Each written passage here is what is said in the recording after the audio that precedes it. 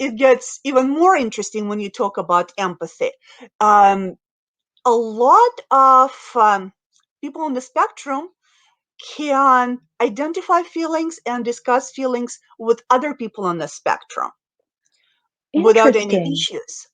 But what we really are talking about, what's fascinating, is a double empathy issue, is that people who are neurotypical do not read emotion in autistic people, do not understand or identify emotion in autistic people, and vice versa. So it's not autistic people have deficiency in empathy. Actually, their empathy works differently from neurotypical people, and neurotypical people also have less empathy for autistic people. And so that is something that people don't know very much about, and that is something that I think is very important. So when you're saying how we can help someone with empathy, well, first of all, you need to check your own empathy and whether or not you are empathizing with those groups as much, because it goes both ways.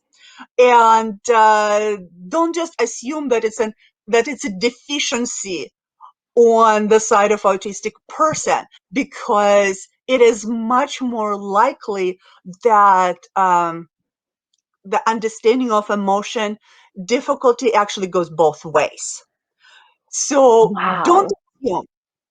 But then also each person is very different. Again, some people are super emotionally empathetic and they can be overwhelmed with feelings. But what happens is you're so overwhelmed with them you can't express them, and then people keep poking you and saying, you why you're so cold, why you're so cold, why you're so cold, why, while inside you're about to explode. So you just get Wow. completely different thing of what you need from your environment. That is fascinating. I had no idea that people on the spectrum could read each other better, and that kind of neurotypical people struggle reading those who are neurodiverse. I am This episode is so awesome. You're so awesome.